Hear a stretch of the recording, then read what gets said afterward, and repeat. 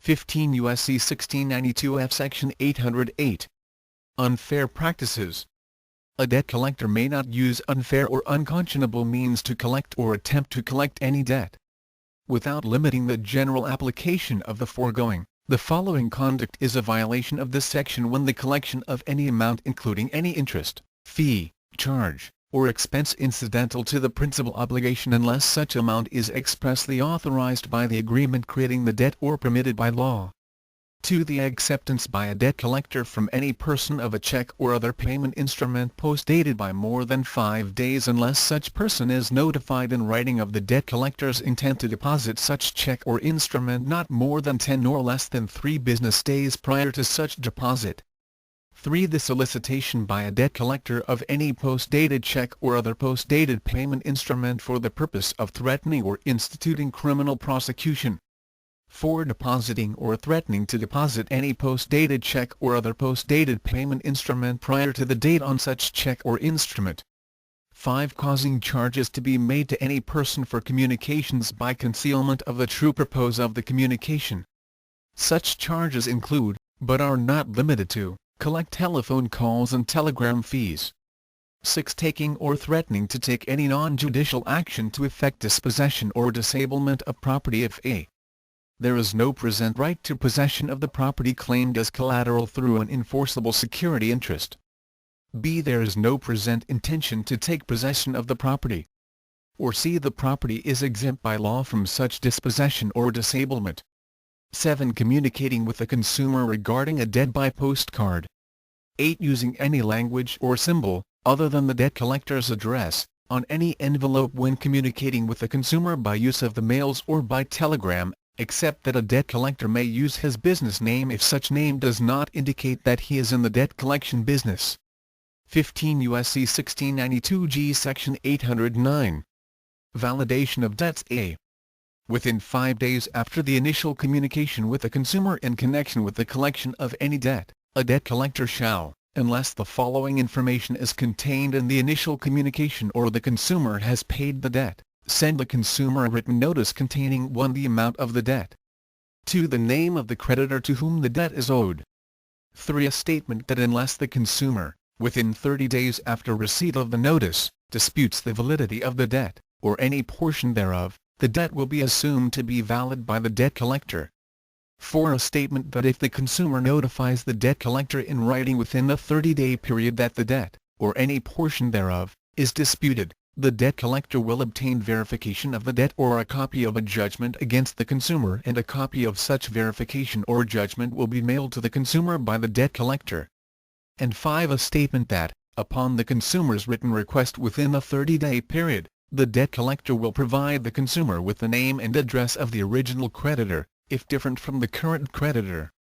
B. If the consumer notifies the debt collector in writing within the 30-day period described in subsection A, that the debt, or any portion thereof, is disputed, or that the consumer requests the name and address of the original creditor, the debt collector shall cease collection of the debt, or any disputed portion thereof, until the debt collector obtains verification of the debt or any copy of a judgment, or the name and address of the original creditor, and a copy of such verification or judgment, or name and address of the original creditor, is mailed to the consumer by the debt collector.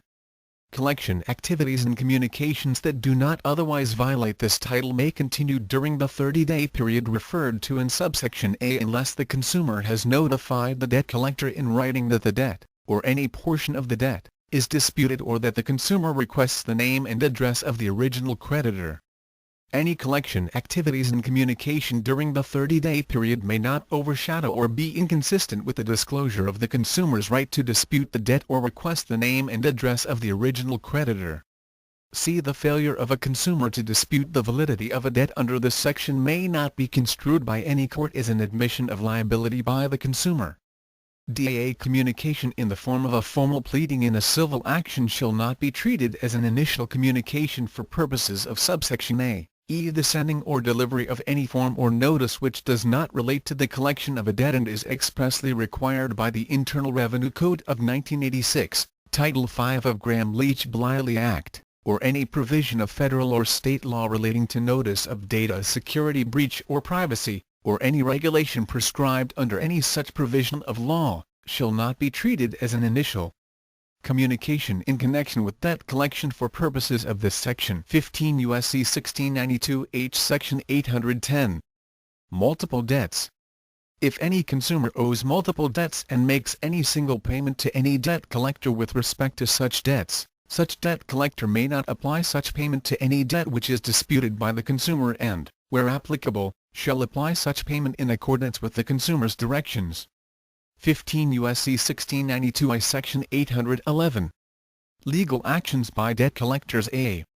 Any debt collector who brings any legal action on a debt against any consumer shall: 1. In the case of an action to enforce an interest in real property securing the consumer's obligation, bring such action only in a judicial district or similar legal entity in which such real property is located.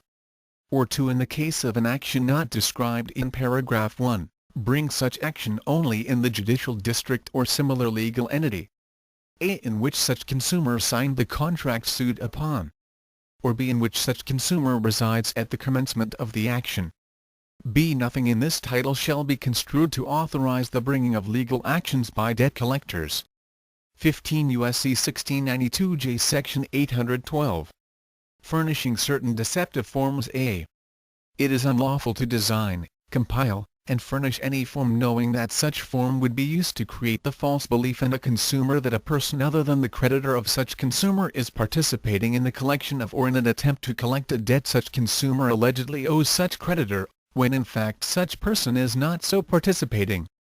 B. Any person who violates this section shall be liable to the same extent and in the same manner as a debt collector is liable under Section 813 for failure to comply with the provision of this title. 15 U.S.C. 1692 K. Section 813. Civil liability. A. Except as otherwise provided by this section, any debt collector who fails to comply with any provision of this title with respect to any person is liable to such person in an amount equal to the sum of 1. Any actual damage sustained by such person as a result of such failure. 2. In the case of any action by an individual, such additional damages as the court may allow, but not exceeding $1,000. Or B. In the case of a class action, 1. Such amount for each named plaintiff as could be recovered under subparagraph A, and 2. Such amount as the court may allow for all other class members, without regard to a minimum individual recovery, not to exceed the lesser of $500,000 or 1% of the net worth of the debt collector. And 3. In the case of any successful action to enforce the foregoing liability, the costs of the action, together with a reasonable attorney's fee as determined by the court. On a finding by the court that an action under this section was brought in bad faith and for the purpose of harassment, the court may award to the defendant attorney's fees reasonable in relation to the work expended and costs. B. In determining the amount of liability in any action under subsection A, the court shall consider, among other relevant factors: 1. Any individual action under subsection A. 2. The frequency and persistence of non-compliance by the debt collector, the nature of such non-compliance, and the extent to which such non-compliance was intentional. Or 2. Any class action under subsection A. 2b. The frequency and persistence of non-compliance by the debt collector, the nature of such non-compliance, the resources of the debt collector, the number of persons adversely affected, and the extent to which the debt collector's non-compliance was intentional. A debt collector may not be held liable in any action brought under this title if the debt collector shows by a preponderance of evidence that the violation was not intentional and resulted from a bona fide error notwithstanding the maintenance of procedures reasonably adapted to avoid any such error. D. An action to enforce any liability created by this title may be brought in any appropriate United States District Court without regard to the amount in controversy, or in any other court of competent jurisdiction, within 1 year from the date on which the violation occurs. No provision of this section imposing any liability shall apply to any act done or omitted in good faith and conformity with any advisory opinion of the Commission, notwithstanding that after such act or omission has occurred, such opinion is amended, rescinded, or determined by judicial or other authority to be invalid for any reason.